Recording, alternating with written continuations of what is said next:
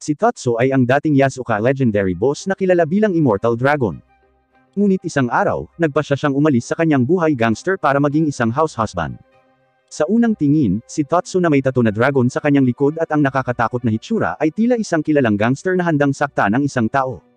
Gayunpaman, talagang gumigising siya ng maaga para maghanda ng mga cute na lunchbox na dadalhin ng kanyang asawa sa trabaho. Sa kasamaang palad, nakalimutan niyang may meeting siya sa kumpanya ngayon at nagmamadaling lumabas ng walang almusal. Si Tatsu ay sisimulan na ang kanyang mga gawain nang mapansin niyang naiwan ng kanyang asawa ang kanyang lunchbox. Mabilis niyang iniimpake ang lunchbox at inilagay sa maleta, saka nagmamadaling lumabas sa kanyang bisikleta para ihatid ito sa kanyang asawa. Gayunpaman, dahil mabilis siyang nagdadrive, hinarang siya ng mga pulis na nagtatanong sa kanya. Habang sinasagot niya ang kanilang mga tanong sa kanyang nakakatakot na hitsura, napagtanto nila na siya ay mula sa isang Yakuza gang. Sinasabi ng mga alingaw na siya ay nag-iisa na nilipol ang isang kaaway na gang sa isang gabi at binansagan ang Immortal Dragon bago mawala ilang taon na ang nakakaraan. Natakot ang mga pulis, iniisip na si Tatsu ay maaaring kumuha ng sandata sa kanyang bulsa. Gayunpaman, iyon lamang ang nakaraan, at ngayon ay abala siya sa paghahatid ng pagkain sa kanyang asawa. Sa kanilang sorpresa, kumuha si Tatsu ng isang kupon sa halip, sinusubukang suhulan ang dalawang pulis. Isang tindero ang desperadong naghahanap ng mapagbebentahan ng kanyang mga pekeng kutsilyo pagdating niya sa apartment ni Tatsu. Puwersahan siyang pumasok nang sagutin ni Tatsu ang pinto. Hawak ni Tatsu ang isang kutsilyo na tila natatakpan nang sa tingin niya ay dugo, at ang nakakatakot na hitsura ni Tatsu ay nakakatakot din sa kanya. Gayunpaman, bilang isang propesyonal, patuloy niyang itinatanghal ang kanyang produkto kay Tatsu.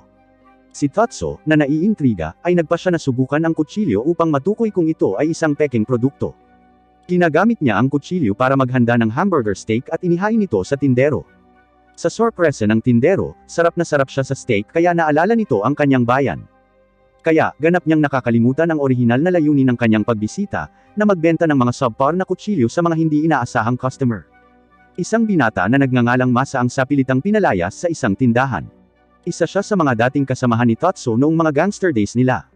Mula nang mawala si Tatsu, nagbuwag ang gang, at natagpuan ni Masa ang kanyang sarili sa isang dead end, naghahanap ng teritoryo ng isang karibal na grupo at anumang palatandaan ni Tatsu. Sa kabutihang palad, nakita niya si Tatsu na bumibili ng mga gulay sa palengke. Nilapitan siya ni Masa at nagsimulang ibahagi ang kanyang kasalukuyang sitwasyon, hinihimok si Tatsu na bumalik sa dati niyang katayuan bilang Immortal Dragon. Gayunpaman, si Tatsu, sa kanyang kakaibang hitsura, nagsindi ng sigarilyo at hiniling kay Masa na sundan siya. Sa gulat ni Masa, inakay siya nito sa isang cooking class. Matapos ihanda ang recipe para sa araw na ito, pinalakpakan ng mga babae sa klase ang galing ni Tatsu sa pagluluto. Hindi mapigilan ni Masa na pag-alitan siya dahil sa pag-iwan niya sa kanyang buhay gangster para sa buhay na ito. Ngunit mahinahong ipinaliwanag ni Tatsu na hindi na siya isang gangster. Ngayon, priority niya ang pagprotekta sa kanyang pamilya, at hindi niya yun makakamit sa pamamagitan ng karahasan. Natawa si Masa sa pahayag ni Tatsu at kinatok ang plato ng pagkain mula sa kanyang kamay. Bilang tugon, mabilis na sinampal ni Tatsu si Masa para sa kanyang kabastusan at inutusan siyang linisin ang kalat na kanyang ginawa. Isang araw, habang nakasakay sa kanyang bisikleta, si Tatsu ay kailangang lumihis upang maiwasang matamaan ang isang pusa at nauwi sa pagbangga sa isang kotse. Ang kotse ay pag-aari ng isang gangster na miyembro ng Kunami Gang, isa sa kanyang mga kaaway. Ipinagpalagay kaagad ni Kunami na sinadya ni Tatsu na patayin siya, at hinabol niya at ng kanyang driver si Tatsu. Ang paghabol ay humantong sa kanila sa isang tindahan ng damit, kung saan sa tingin nila ay na-corner nila si Tatsu. Gayunpaman, ang tindahan ay nagkakaroon ng promosyon sa pagbibenta, at ang mga customer ay nag-aagawan upang makuha ang kanilang mga kamay sa mga may diskwentong item. Inutusan ni Tatsu si Kunami at ang kanyang driver na sumali sa scuffle. Sa huli, nakakakuha lang sila ng t-shirt, isang pares ng medyas, at guantes. Pinagalitan sila ni Tatsu dahil nawalan siya ng benta at ipinaalala sa kanila na isa na siyang house husband. Si Kunami, hindi makapaniwala sa bagong pamumuhay ni Tatsu, ay bumunot ng baril at itinutok ito kay Tatsu, na sinasabi sa kanya na huminto sa pagpapanggap. Gayunpaman, si Tatsu, na may ilang matuli na galaw, ay nagawang makipagbuno kay Kunami sa lupa at inilagay ang mga guantes sa kanya. Sinabi niya kay Kunami na panatilihin ang mga guantes, na binibigyang diin na malamig sa labas. Ang simpleng pagkilos na ito ay nag-trigger ng isang baha ng mga alaala para kay Kunami, na nagpapaalala sa kanya ng kanyang pagkabata nang ang kanyang ina ay kailangang mag-ipon ng pera upang bilhan siya ng guantes. Dahil sa labis na emosyon, napaluha si Kunami doon sa mismong lugar at nagpasyang itago ang mga guantes. Nagpasya si Tatsu na dumaan sa isang tindahan upang bilhan ang kanyang asawang si Miko, ang kanyang paboritong serye ng anime. Gayunpaman, sa kanyang nakakatakot na hitsura at isang maleta sa paghila, tila siya ay nakikibahagi sa isang uri ng underground na transaksyon. Kalaunan ng gabing iyon, umuwi si Miku mula sa trabaho, nakasalubong lamang si Tatsu na masusing sinusuri ang kanyang katawan na parang isang kriminal bago siya pinayagang pumasok sa bahay. Sa kanyang pagkabigla, nakita niya ang bahay na puno ng mga decoration. Inayos ni Tatsu ang buong setup para ipagdiwang ang kanyang kaarawan, ngunit mayroon itong natatanging ambience ng isang Yakuza-style na pagdiriwang. Kahit na kinakanta niya ang birthday song, nananatiling banta ang ekspresyon ng mukha niya, na lumilikha ng nakakatakot na kapaligiran. Pagkatapos ay binigyan ni Tatsu si Miku ng isang regalo, na lumabas na ang serye ng anime na binili niya kanina. Nagpapasalamat sa kilos, pinasalamatan siya ni Miku ngunit ipinahayag na pagmamay-ari na niya ang partikular na seryeng iyon. Nakaramdam ng matinding pagkadismaya si Tatsu sa kanyang sarili at gustong putulin ang kanyang pinky finger bilang kilos ng pagsisisi. Sa kanyang gulat at hindi paniniwala, si Miku ay tumugon sa pamamagitan ng pagsuntok sa kanya, na nagpapadala kay Tatsu na lumilipad sa isang salamin na bintana tulad ng isang ibon. Kinabukasan, nakatanggap si Tatsu ng tawag sa telepono mula kay Miku, na nagpaalam sa kanya na darating ang landlady. Upang matiyak na malinis ang lahat, inilalabas niya ang automatikong vacuum cleaner upang gumawa ng ilang trabaho. Sinusubaybayan niya ang makina at humanga siya na malinis nitong maayos ang sahig. Matapos mapagtanto na ang makina ay kagalang-galang, ipinagkatiwala niya ang lugar dito para sa pag-vacuum ngunit pinagalitan ng makina nang napagtanto niyang hindi ito makakarating sa mga kanto. Sinimulan niyang linisin ang mga sulok at ang natitirang mga lugar dahil gusto niyang laging maging spick and span ang lahat ng dako. Sa hindi inaasahang pagkakataon, sinipsip ng makina ang buntot ng kanyang pusa, dahilan para tumalon ito sa takot, at dahil dito, nahawakan ng pusa ang wine rack, dahilan upang mahulog ito ng may bote na tumama sa mukha ni Tatsu. Nang bumisita ang landlady, sumisigaw siya nang makita ang damit at sahig ni Tatsu na may mantsa ng pula. Hindi rin tinutulungan ni Tatsu ang sitwasyon dahil kumikilos siya na parang inatake siya. Hiniling ng isang kapitbahay kay Tatsu na bantayan ang kanyang anak, na ang pangalan ay Ryota, dahil siya ay may dadaluhang pulong. Nang makita ni Ryota ang mabangis na mukha ni Tatsu, hindi nang ahas si Ryota na magsalita at umupo sa isang sulok. Para mabawasan ang kanyang takot, nagdala si Tatsu ng isang plato ng cookies na ginawa niya mismo para subukan ni Ryota. Tinatangkilik ni Ryota ang cookies, at si Tatsu ay nakahinga ng maluwag na gusto niya ang mga ito. Hindi na natatakot sa kanya ang bata, kaya niyaya niya si Ryota na makipaglaro sa kanya.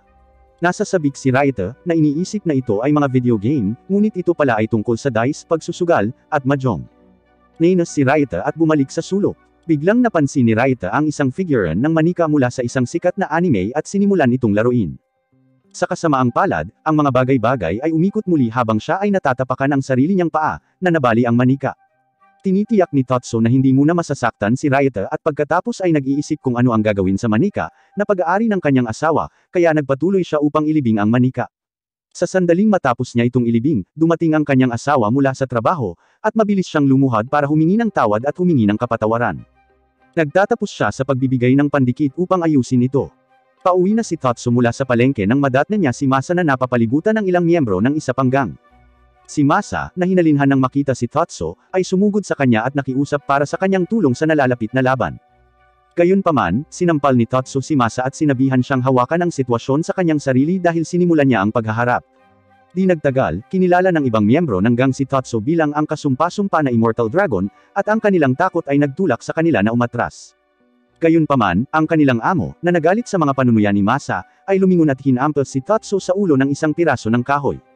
Sa kabila ng pagdurugo mula sa ulo, si Tatsu ay nananatiling hindi nababahala at pinananatili ang kanyang nakakatakot, kahangahangang kilos. Ang boss ng gang, na ngayon ay natatakot, ay nagtangkang saksakin si Tatsu, ngunit mabilis na hinaranggan ni Tatsu ang pag-atake gamit ang isang libro. Dahil sa takot, nagpa siya ang amo na umatras. Pinagmasdan ni Masa ang kalmado at pagtitipo ni Tatsu sa panahon ng engkwentro. Ito ang nagpaisip sa kanya kung ang pagiging isang house husband at ang pagiging Immortal Dragon ay maaaring humingi ng mga katulad na katangian at pamamaraan. Mapagpakumbaba niyang iniyuko ang kanyang ulo at hiniling na maging alagad ni Tatsu, sabik na matuto mula sa kanya. Nang maglaon ng gabing iyon, ang dalawa sa kanila ay nagtatapos sa paggawa ng magandang upuang kahoy na magkasama. Napagtanto ni Tatsu na nagsisimula na siyang makaipon ng dagdag na timbang, kaya nagpa siyang kumuha ng hula upang bilang ehersisyo sa bahay. Gayunpaman, ang aktibidad na ito ay nakakagambala kay Miko, at pinagalitan siya nito at ipinakilala siya sa isang fitness gym. Sa gym, nakasalubong niya ang ilang kapitbahay na hindi inaasahan na naroon siya. Lahat sila ay dumalo sa dance exercise class, at habang si Tatsu ay nakakasabay sa mga galaw, ang kanyang walang hanggang ngiti ay nagpapabagal sa iba, na binibigyang kahulugan ito bilang isang banta. Hinikayat ng mga kapitbahay, nagpasya din si Tatsu na subukan ang klase sa yoga. Sa sorpresa ng lahat, walang kamali-mali niyang ginagawa ang lahat ng yoga poses at itinalaga pa ang bawat pose ng isang pangalan na nauugnay sa kanyang mga nakaraang karanasan sa mundo ng mga gangster. Nang matapos ang sesyon ng yoga, pinuri ni Tatsu ang klase, na nagpapahayag ng kanyang kasiyahan sa pagkakaroon ng pawis.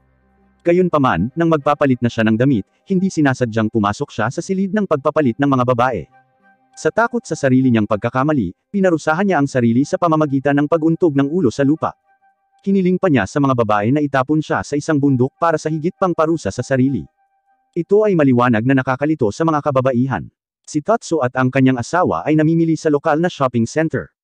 Nang humingi si Tatsu sa isang empleyado ng ilang puting pulbos na bagay, ang empleyado ay halatang natatakot. Gayunpaman, nilinaw ni Miko na ang ibig niyang sabihin ay harina.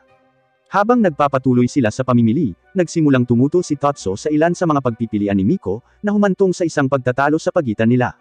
Ang kanilang hindi pagkakasundo ay nakakuha ng atensyon ng mga dumadaan, na, nang makita ang nakakatakot na hitsura ni Tatsu, ay iniisip na ang isang yakuza ay nanliligalig sa isang inosenteng tao. Napagtanto ni Miko na maaaring ang hitsura ni Tatsu ang nagdudulot ng mga titig, kaya iminungkahi niya na subukan niya ang iba't ibang damit. Gayunpaman, kahit anong suotin niya ay tila lalong tumitindi ang hitsura ng kanyang gangster. Si Tatsu, kinuha ang payo ni Miko, nagpa siya na baguhin ang kanyang kasuotan. Si Miko ay nalulugod sa kanyang pagpili ng isang pink na apron kasama ang kanyang paboritong karakter. Hinihiling pa niya sa kanya na mag-pose habang suot ito. Ang pagkakita kay Tatsu sa kanyang pink na apron ay nag-iiwan sa mga dumadaan sa pagkabigla, ngunit tila sambahin ni Miko ang bagong hitsura.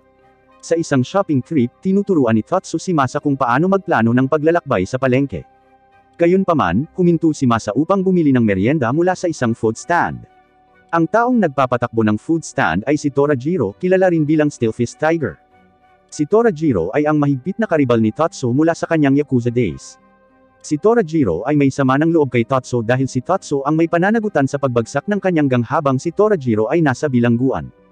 Sa isang sandali ng matinding tunggalian, sumang-ayon si Tatsu sa isang showdown kay Torajiro. Gayunpaman, ang maalamat na showdown ay hindi isang pisikal na laban kundi isang kompetisyon sa pagluluto upang subukan ang kanilang mga kasanayan sa pagluluto. Habang naghaharap ang dalawang dating gangster sa kusina, naghahanda sila ng masasarap na pagkain at pagkatapos ay kinukunan nila ang mga perpektong larawan para ipakita ang kanilang mga likha sa Instagram. Pagkalipas ng 2 oras, lumabas si Tatsu bilang panalo, na may isang like sa kanyang larawan, habang ang ulam ni Torajiro ay walang natatanggap na like. Makalipas ang ilang araw, namili ng kotse si Tatsu kasama ang kanyang asawa. Gustong-gusto ni Miko ang bawat kotse na ipinapakita sa kanila, ngunit palaging pinipintasan ng kanyang asawa ang mga kotse, sinasabing hindi sila magaling sa pamimili o gas guzzler. Ang nagustuhan niya ay isang pick-up na nakakatugon sa lahat ng kanilang pangangailangan nang hindi umuubos ng gas at madali para sa mga shopping trip. Gayunpaman, para sa mga kababaihan, ang hitsura ay napakahalaga, kaya hindi gusto ni Miko ang kotse na ito. Sa huli, pipili ang sales lady ng kotse na kapansin-pansin at may malaking ball. Pareho nilang gusto, ngunit nang hilingin na dalhin ito para sa isang test drive, sinimulan ni Tatsu ang pag-inspection sa kotse, naghahanap ng anumang potensyal na spy tech. Sa sandaling simula nila ang test drive, pinaalalahanan siya ni Miko na bigyang pansin at maging handa sa lahat ng sitwasyon. Gayunpaman, sa sandaling makita niya ang security guard, sa tingin niya ang gwardya ay isang assassin na sinusubukang patayin siya. Habang nagmamaneho palayo para iwasan ang umano'y assassin guard, nakita niya ang isang matandang lalaki na dumaan, at iniisip din niya na ang matanda ay isang assassin na nagpuntirya ng missile sa sasakyan. Sa huli, napagtanto niyang hindi totoo ang mga senaryo at tinalikuran niya ang ideya ng pagbili ng kotse. Isang araw, dumaan si Tatsu sa bahay ni Masa para bumisita. Hindi nasisiyahan si Tatsu sa tambak ng labada sa bahay. Malamang na hindi nalaban ng isang buwan. Itatapon na silang lahat ni Masa sa washing machine nang sampilan siya ni Tatsu, na sinasabing mali ang ginagawa niya. Pagkatapos ay sinimula ni Tatsu na ihiwalay ang mga damit sa washing machine at ginamit ang kanyang mga kamay upang kiskisan ng matigas na mantsa sa iba pang mga damit, habang si Masa ay nagtatala. Tinapos nila ang paglalaba at isinasabit ang mga ito upang matuyo, ngunit tinatangay ng hangin ang isa, at kailangan itong kunin ni Masa. Ilang buwan na ang nakalipas, sinabihan ni Miko si Tatsu na tanggalin ang mga gadget sa bahay na binili niya ngunit hindi ginagamit. Kaya ngayon, si Tatsu ay nasa isang flea market, sinusubukang ibenta ang mga gadget, ngunit hindi na siya nakakabenta ng anuman mula noon. Dumating ang ilang gangster, hinihiling na bayaran ng mga mangangalakal ang kanilang mga dapat bayaran para sa paggamit ng lugar bilang pamilihan. Gayunpaman, nang makita ng pinuno ng mga thug si Tatsu, nagsimulang manginig ang kanyang mga binti. Pagkatapos ay inakay sila ni Tatsu upang ayusin ang usapin. Nag-aalok si Tatsu sa kanya ng ilang mga gadget, ngunit ang naiisip lang ng thug leader na ito ay ang ibig sabihin ni Tatsu ay gagamitin niya ang mga gadget para pahirapan siya. Sa huli, bumigay ang kanyang mga paa, at siya ay nahimite habang si Tatsu ay iniiwan lamang ang mga gadget sa kanya bago umalis. Isang araw, habang nagdidilig siya ng mga halaman, binabantayan siya ng 2 pulis, sa pag-aakalang nagtatanim siya ng mga ilegal na halaman. Maya-maya, nakita nila siyang may dalang makulimlim na briefcase at lumabas ng bahay. Agad naman siyang sinundan ng mga pulis. Pagkaraan ng ilang sandali, nakita nila siyang maingat na nagbibigay ng isang maliit na bag kay Masa. Upang makakuha ng karagdagang ebidensya, sinundan nila ang dalawa sa isang eskinita at nakita silang pumasok sa isang maliit na tindahan na may saradong karatula. Agad na pumasok sa tindahan ang isa sa mga pulis na may balak na hulihin sila. Gayunpaman, lumalabas na ipinagdiriwang lamang nila ang kaarawan ng chairlady. Ang maliit na bag na iyon, na inakala nilang naglalaman ng mga ipinagbabawal na kalakal, ay naglalaman talaga ng ilang dahon ng basil. Ang maleta na inakala nilang may laman na pera, ay naglalaman lamang pala ng isang mabangong florera na sinadya bilang regalo sa kaarawan para sa chairlady. Ang pinuno ng thug, na nanginginig ang mga paa nang makita si Tatsu, ay galit pa rin sa buong sitwasyon. Kaya, sinanay niya ang kanyang mga binti at nag-take ng supplement para lumakas at hindi na manginig pa. Ngunit nang siya ay lumabas upang maghiganti, agad niyang nakita si Tatsu mula sa malayo, ang kanyang mga binti ay nagbuckle, at siya ay nahulog sa lupa. Si Tatsu ay napaka-aktibo kamakailan, sama-sama sa mga may bahay upang maglaro ng volleyball. Sa araw na ito, ang koponan ng mga may bahay ay nakatakdang maglaro laban sa isa pang koponan, ngunit hindi nila inaasahan na naroroon ang koponan ng oso. Mga gangster talaga sila. Nagsimula ang laban, at sinubukan ni Tatsu, sa tulong ng lahat, na lampasan ang kabilang koponan, ngunit ang koponan ng oso ay nananatili rin sa kanilang pwesto, na ginawang pantay na magkatugma ang dalawang koponan. Sa huli, ang bear team ay nagwagi. Lumuhod si Tatsu at inilagay ang lahat ng sisi sa kanyang pagkatalo, ngunit ang pinuno ng pangkat ng bear ay umabot upang tulungan siyang tumayo, na kinikilala na ito ay naging isang mahusay na laro. Sa huli, binabati ng dalawang team ang isa't isa at sabay na kumuha ng souvenir photos. Pauwi na si Miku mula sa trabaho nang makita niya ang kanyang asawa na nakikipag-usap sa nagbebenta ng karne. Maya-maya, naglakad silang dalawa pauwi, ngunit bago yon, nagtanong si Tatsu kung maaari silang tumigil sa ibang mga tindahan. Hindi mo-ari ni Miko ang sitwasyon dahil tila nag-uusap sa code si Tatsu at ang mga nagtitinda. Matapos makumpleto ang misyon, pagkatapos ay ibinunyag niya na siya ay nangongolekta ng mga selyo para sa isang lucky draw. Bilang kapalit, sinundan niya siya sa lottery booth. Gusto ni Miko ang unang premyo na isang bakasyon sa Hawaii, at gusto rin niya ang pangalawang premyo, isang TV. Gayunpaman, target ni Tatsu ang ikatlong premyo, isang vacuum cleaner. Dahil ang araw na ito ang huling araw at ang kanyang ikasampung pagsubok, umaasa si Tatsu na makukuha niya ito sa pagkakataong ito. Ngunit pagkatapos mag-ikot, nakuha niya ang ikalimang premyo, isang cute na stuffed toy na gusto ni Miko. Bagamat natalo siya sa lottery boss, idineklara niyang nanalo siya dahil nagawa niyang mapangiti ang asawa. Habang naririnig niya ang mga cheesy na salitang iyon, sinuntok niya ito dahil sa pagpapahiya niya sa kalye. Biglang ibinalita ng mga magulang ni Miko na dadaan sila sa bahay para bumisita. Ang biglaan ay medyo nagpapaalala sa kanya, ngunit tiniyak ni Tatsu na huwag mag-alala, dahil siya ang bahala sa lahat. Pagdating ng kanyang mga magulang, may dala itong tsaa at mga cake na ginawa niya mismo upang aliwin sila. Ang kanyang biyenan ay hindi inaasahang magkakasundo sa kanya dahil sa kanyang husay sa bahay. Hiniling pa niya sa kanya na turuan siya ng ilang mga recipe sa pagluluto. Ang biyenan ni Tatsu ay isang introvert. Gusto man niyang makisali sa mga kwento ng lahat, hindi niya alam kung paano magsisimula ng usapan. Pagkaraan ng ilang sandali ay nag-isip siya ng paksang pag-uusapan, ngunit tila hindi maintindihan ni Tatsu kung ano talaga ang ibig sabihin ng kanyang biyenan. Sa huli, niyaya niya si Tatsu na makipaglaro sa kanya dahil umaasa siya na kung nagkaroon siya ng anak na lalaki, nakipaglaro ito sa kanya. Nagtungo sila sa parke upang maglaro ng bola, kasama ang biyenan na umaasa na mabuo ang kanyang relasyon kay Tatsu. Hindi maintindihan ni Tatsu kung paano maglaro ng catchball. Sa halip na ihagis pabalik ang bola, tumakbo siya sa kanyang biyenan upang ibalik ang bola tulad ng gagawin ng aso sa kanyang amo kapag sinabihang kunin ito. Sumuko ang biyenan, at nang magtanong si Tatsu, ipinaliwanag ng biyenan kung paano nilalaro ang catch. Gayunpaman, sa unang pagbato, siya ay itinapon sa puno sa lakas ng paghagis ni Tatsu, na nag-iwan sa kanya na humanga. Kakauwi lang ni Miku mula sa trabaho para hanapin si Tatsu, nakaupo sa gitna ng magulong eksena. Narinig niyang sinabi niya na may ligaw na bala mula sa likuran, ngunit lumalabas na wala talagang bala. Ito ay isang roach. Nakakuha si Tatsu ng spray ng insekto, ngunit sa kasamaang palad, walang laman ang lata. Buhay pa rin ang roach at lumipad sa himpapawid. Si Miko ay hindi maaaring tumayo ng walang ginagawa, lalo na kapag ang roach ay dumapo sa kanyang minamahal na police doll figurine. Tinangka ni Tatsu na hagkan ang roach, ngunit hindi inaasahang dumapo ito sa kanyang dibdib. Si Tatsu, na nagpapakita ng hindi natitinag na determinasyon, ay humiling kay Miko na gawin ang anumang kinakailangan upang maalis ang insekto. Nag-ipon siya ng lakas ng loob at kumuha ng pahayagan, handang hampasin ang roach ng buong lakas. Siya ay kumuha ng isang mahusay na indayog, ngunit siya ay ganap na namimiss ang roach at sa halip ay tinamaan si Tatsu sa mukha. Sa kabila nito, nananatiling determinado si Tatsu. Nagpasya siyang magsunog ng insenso upang maitaboy ang roach, dahil ang mga insektong ito ay kilala na hindi gusto ang amoy ng mga mabangong langis. Dumating na ang Pasko. Si Tatsu ay nagsusuot ng Santa Claus apron upang ibahin ang sarili sa pagiging Santa Claus upang makapaghatid ng mga regalo sa Christmas party ng mga bata sa kanyang kalye. Pagdating niya, hindi naniniwala ang mga bata na siya si Santa Claus, ngunit hiniling niya sa kanila na tawagin siyang Immortal Claus at tinanong kung naging mabuti ba sila o makulit.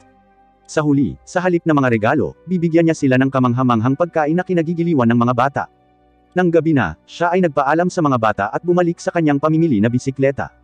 Nagpasya si Tatsu na mag-apply para sa isang part-time na trabaho sa isang coffee shop. Sa kanyang unang araw, ang coffee shop ay tumatanggap ng dalawang hindi pangkaraniwang mga customer, dalawang gangster, isang mas matanda at isang mas bata. Nais ng nakatatandang gangster na magbigay ng karunungan sa kanyang junior. Gayunpaman, nang makita nila si Tatsu na naghahain ng tubig, pareho silang nabigla sa kung gaano siya kamukhang isang tunay na gangster. Mas nagiging kawili-wili ang mga bagay nang naghanda si Tatsu ng latte na kape para sa kanila, kumpleto sa kaibig-ibig na kitty art. Nakapagtataka, pinahahalagahan ng nakababatang gangster ang cute na hawakan, ngunit pinagalitan siya ng kanyang amo, iginiit na kailangan niyang mapanatili ang isang matigas na imahe. Pagdating sa pag-order ng pagkain, ang junior gangster ay humihingi ng omelette rice, at si Tatsu ay naghahain nito ng may kakaibang twist, nagsusulat siya ng gangster gamit ang sauce sa ulam. Nang maglaon, nag-order ang boss para sa isang espesyal na dessert na strawberry, na nagpapakita na siya rin ay mahilig sa mga cute at nakakatuwang treat. Sabik na itinaas ng amo ang kanyang kamay nang inihain ang dessert, at silang dalawa ay lubusang nasiyahan sa kanilang mga pagkain, na iniwan ng coffee shop na nasisiyahan at masaya. Dahil sa kanyang part-time na gig, si Tatsu ay nakakuha ng sapat na pera para makabili ng mga regalo para sa kanyang asawa. Sa tuwing umuwi si Miko mula sa trabaho, pagod na pagod siya. Ngayon, si Tatsu ay gumagawa ng isang kapistahan ng mga pagkain na kapagpapalakas ng enerhiya upang mapangalagaan ang kanyang asawa. Pagkatapos kumain, naghahanda din siya ng citric acid at lemon juice para gumawa ng lemonade para sa kanya, dahil nakakatanggal ito ng pagod. Tinutulungan pa niya ang kanyang asawa sa masahe para maging komportable ito hanggat maaari. Gayunpaman, ang sobrang pag-aalaga ay hindi siya komportable, bagaman hindi na siya na-stress. Nagpasya siyang itapon ng lahat at maligo, na siyang pinaka-nakakapreskong opsyon. Samantala, tinitreat ni Tatsu ang kanyang sarili sa parehong masahe at ilang lemonade. Isang beses, nang pumunta siya sa supermarket, nakatagpo niya si Hibari Tori, na mula rin sa isang karibal na gang. Nakilala niya ang maalamat na immortal na dragon mula sa nakaraan, ngunit ang makita ang dalawang sikat na figure mula sa mundo ng gangster na nakasuot na ngayon ng mga apron ay nagiging awkward sa enkwentro. Dahil nabuwag na ang gang ng Tori, nagpasya si Hibari at ilang lalaki mula sa angka na magtrabaho sa isang supermarket upang mabuhay. Ngunit dahil namuhay siya bilang isang mayaman sa buong buhay niya, bihira siyang makisali sa mga simpleng bagay sa pang-araw-araw na buhay. Ang kakulangan ng karanasan na ito ay humahantong sa kanya sa pakikibaka sa gawain ng paglabel at pagsasalanza ng mga istant. Mali ang ginagawa niya. Nagtapos si Tatsu sa muling pagsasaayos ng mga lata at pagwawasto sa kanyang pagkakamali. Habang nag-checkout, hindi sinasadyang nasingil niya si Tatsu ng 2 beses para sa isang item. Nang humingi siya ng pagwawasto, gusto siyang harapin ng kanyang mga kasama, ngunit nakilala niya ang kanyang pagkakamali, humihingi ng paumanhin, at agad na ibinabalik ang labis na nasingil na halaga sa kanyang bill. Pumunta si Masa sa bahay ni Tatsu na may balak na magplano ng sorpresang pagdiriwang ng kaarawan para kay Tatsu. Pagbukas ng pinto ay si Miko ang bumati sa kanya at nagpakilala. Ipinaliwanag ni Masa ang kanyang plano sa kaarawan para kay Tatsu, at isiniwalat ni Miko na pinaplano niya ang parehong bagay bago siya dumating. Nagpasya silang magsanib puwersa at maghanda para sa kaarawan ni Tatsu ng magkasama. Nagsisimula si Miko sa pamamagitan ng pagputol ng mga sangkap para sa cake, ngunit parang gusto niyang tadterin ang buong cutting board. Para sa cake, nagbuhos siya ng napakaraming harina kaya natapon ito, at nasusunog pa nga nila ang ilan sa pagkain. Sa huli, ang kanilang mga pagsisikap ay nagbubunga ng kaguluhan, at sila ay sumusuko sa kanilang paghahanda. Sa pagbabalik ni Tatsu, nagulat siya nang makitang magulo ang bahay. Nagsisimula siyang gawin ang lahat sa kanyang sarili, mula sa paglilinis hanggang sa pagdekorasyon at maging sa paggawa ng sarili niyang birthday cake. Si Tatsu ay nag-aayos at kumanta ng sarili niyang rendition ng Happy Birthday song, na medyo madilim ang tono, gaya ng dati niyang estilo. Pagkatapos ay ipinakita ni Miko at Masa ang kanilang mga regalo kay Tatsu. Binigyan siya ni Miko ng kwintas, at binigyan siya ni Masa ng salamin. Sinusubukan ni Tatsu ang parehong mga aksesory ng sabay-sabay, at pareho silang sumang-ayon na ang mga accessories ay ganap na nababagay sa kanya. Ang dating amo ni Tatsu ay binayaran siya ng hindi inaasahang pagbisita. Mula nang umalis sa gang, hindi na nag-cruise ang landas ni Tatsu sa kanyang dating amo. Silang dalawa ay pumunta para sa isang pag-uusap matapos masusing alisin ni Tatsu ang ilang buhok ng aso sa damit ng kanyang amo. Sa kanilang pakikipag-chat, ginulat ni Tatsu ang boss sa pamamagitan ng pagpapakita ng isang cute na sweater para sa aso ng amo. Natutuwa ang amo sa hitsura ng damit sa kanyang alagang hayop at hindi niya mapigilan ang pagkuha ng litrato kasama ang kanyang minamahal na aso. Pag-uusapan pa lang ng amo ang dahilan ng kanyang pagdalaw, may mga kapitbahay na lumapit. Itinuro ng isa sa mga babae sa mga kapitbahay na tila kulang sa timbang ang aso ng amo. Walang pag-aalinlangan, kumilos si Tatsu at naghanda ng masustansyang pagkain para sa aso doon sa mismong lugar. Ang aso ay sabik na lumalamon ng pagkain, na lubos na nasiyahan sa lahat. Sa huli, umalis ang boss nang hindi naghahatid ng mensahe na gustong i-recruit ng mas mataas na tao si Tatsu pabalik sa gang. Sa halip, pagkatapos na masaksihan ang bagong buhay at kasiyahan ni Tatsu, sinabi lang niya na si Tatsu ang eksaktong kung saan siya nakatalaga. Isang umaga, habang namimili si Tatsu, si Miko ay nagmamadaling lumapit sa kanya sa estado ng pagkataranta, at agad siyang hinila palayo upang makita ang isang bagay. Napagtanto niyang gusto niyang masaksihan niya ang isang live-action na cosplay event ng paborito niyang anime na nangyayari sa mall. Ang mga cosplayer ay gumaganap ng isang fighting scene. Inanunsyo ng MC na kailangan nila ng voluntaryong bata para sumama sa mga bayani sa entablado para lumaban. Sa huli, ginagantimpalaan nila ang bata ng larawan kasama ang mga idolo. Hindi makasali si Miko dahil nasa hustong gulang na siya. Gayunpaman, alam kung gaano ito gusto ng kanyang asawa, itinaas ni Tatsu ang kanyang kamay, at sa kanyang pagtataka, siya ang napili. Malamang na pinili siya ng MC dahil sa kanyang nakakatakot na hitsura. Habang umaakyat si Tatsu sa entablado, inaasahan ng madla kung paano niya tutulungan ang mga bayani. Gayunpaman, sa halip na makisali sa labanan, nagtatanong siya tungkol sa kung sino ang nagpasimula ng labanan at mahinahong nagsasalita tungkol sa kung paano hindi malulutas ng karahasan ang anumang mga problema. Sa pagkamangha ng lahat, inilabas niya ang isang tela sa entablado na may mga tasa ng tsaa na maayos na nakaayos sa kamabilis na naghanda ng tsaa sa mga tasa. Pagkatapos ay inaanyayahan ni Tatsu ang magkabilang koponan na maupo at tangkilikin ng isang tasa ng tsaa ng magkasama, na naglalayong itaguyod ang pagkakasundo.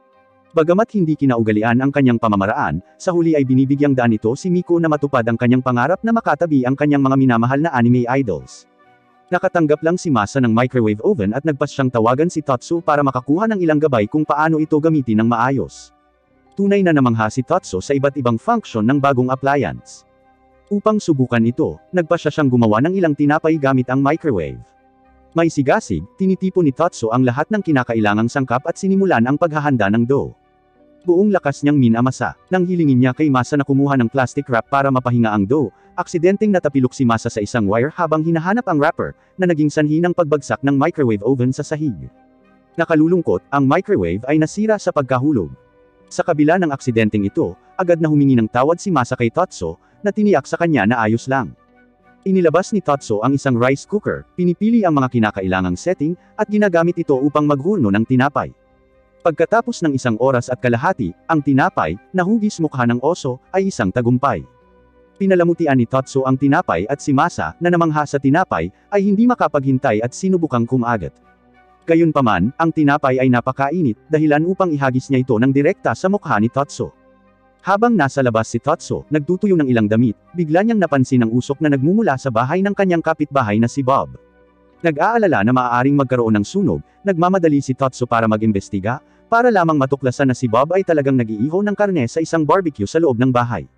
Si Bob, na nagpaabot ng mainit na imbitasyon, ay hiniling kay Tatsu na sumama sa kanya, at si Tatsu ay sabik na tumanggap, na handang kumain ng masarap na karne. Gayunpaman, habang sinusubukan nilang kunin ang unang kagat, ang makapal na usok na pumupuno sa silid ay nagiging imposibleng lasapin ang karne. Kailangan nilang buksan ang pinto upang hayaang mawala ang usok at pagkatapos ay gumamit ng tubig upang patayin ang mga uling, linisin ang hangin at masira ang karne. Tinanong ni Tatso kung bakit nag-iiho si Bob sa loob ng bahay, at ipinaliwanag ni Bob na nangungulila siya at namimiss niya ang barbecue ng kanyang ama mula sa kanilang tinubuang bayan, kaya gusto niyang muling likhain ang karanasan. Nagpasya si Tatso na kunin ang mga bagay sa kanyang sariling mga kamay at ginabayan si Bob sa labas ng bakuran upang ipagpatuloy ang pag-ihaw ng karne. Magkasama silang nag-set up ng barbecue, nag-ihaw ng karne hanggang sa perpekto, at pinapayagan itong magpahinga. Gayunpaman, ang kanilang pakikipagsapalaran sa barbecue ay tumatagal ng hindi inaasahang pagkakataon nang dumating ang mga pulis at ipaalam sa kanila na ilegal ang mag-barbecue sa labas. Sa isang walang pag-iimbot na pagkilos upang matiyak na masisiyahan si Bob sa karne na matagal na niyang hinahangad, hinaranggal ni Tatso ang mga pulis sa pag-abala sa barbecue. Ngunit sa kabila ng kanyang mga pagsisikap, nang sa wakas ay naghanda si Bob na kainin ang karne, hindi niya magawa ang sarili na gawin ito dahil niluto ito sa pambihirang bahagi, nakahawig ng sushi sa halip na isang tradisyonal na barbecue. Nakatanggap si Miko ng tiket mula sa isang kaibigan sa trabaho para dumalo sa isang parke na may temang sakahan at inanyayahan si Tatso na sumama sa kanya. Sa una, nag-aatubili si Tatso dahil hindi siya naniniwala na ang parke ay angkop para sa kanilang mga edad, ngunit sa huli ay pumayag siyang samahan siya. Ginugugol nila ang araw sa parke, kumukuha ng litrato, bumisita sa mga animal petting zoo, at tuklasin ang iba't ibang masasayang atraksyon. Habang tinatamaan ng gutom si Miko, binanggit ni Tatso na ang mga pagkain sa mga naturang lugar ay kadalasang mahal at ipinahayag niya na maaga siyang nagpak ng tanghalian para sa kanilang dalawa. Mapaglaro siyang tinutokso ni Miko, na nagmumungkahi na tila mas interesado siya sa parke kaysa sa kanya. Ito ay humahantong sa isang magaan na pagtatalo, ngunit hindi nagtagal para magbukas si Tatso at umamin sa katotohanan. Lumaki sa underground, hindi pa siya nakaranas ng ganitong lugar, at taos-puso siyang nagpapasalamat kay Miko sa pagbibigay sa kanya ng pagkakataong ito. Bagaman ang mag-asawa ay nagplano ng higit pang mga aktibidad para sa hapon, ang ulan ay nagsimulang bumuhos, na walang mga palatandaan ng paghinto. Nasiraan ng loob, umuwi sila sa ulan, hamina ang kanilang espiritu. Pagdating nila sa bahay, malungkot pa rin ang mood, nagpasya silang magpahinga sa gabi. Pagkalipas ng ilang araw, ang mag-asawa ay nagpapahinga sa dalampasigan, kasama si Tatso na sinusubukan ang kanyang kamay sa larong pagbagsak ng pakwan. Matapos matagumpay na basagin ang pakwan at tangkilikin ito, biglang out of nowhere, isang ligaw na volleyball ang lumapit kay Tatso at hinampas ito sa mukha. Sa kanyang sorpresa, ito pala ang koponan ng bear na nakalaban niya kasama ang mga housewives ilang araw na ang nakakaraan. Ang boss ng bear, na naalala ang nakaraang pagkatalo ni Tatso, ay nag-alok kay Tatso ng rematch, na nag-aalok na harapin ang anumang araw na pipiliin niya. Nang maisip ito ni Miko, hindi siya nag-atubiling pag-alitan si Tatso, ipinaalala sa kanya na siya ay isang lalaki at hinihimok siya na humingi ng agarang rematch. Masigasig niyang hinayla siya papunta sa koponan ng bear at inanunsyo ang kanilang pagnanais para sa isang rematch. Ang magkabilang panig ay naglalaro ng may labis na sigasig, na si Miko ay sumisigaw pa nga ng mga pangalan ng mga diskarte sa paghahatid upang ma-motivate ang sarili at hikayatin si Tatso na gawin din ito. Habang tumitindi ang laro, isang malakas na shot mula sa boss ng bear ang malapit ng tumama kay Miko.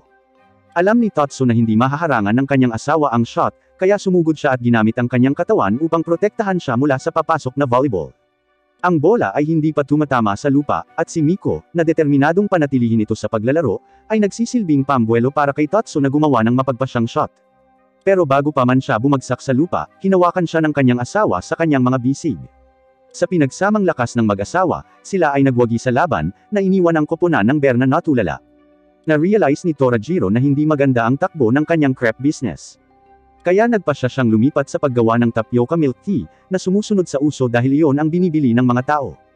Gayunpaman, ang tanging tao sa lugar na nakakaalam ng pinakamahusay na paraan ng paggawa ng tapioca ay si Tatso.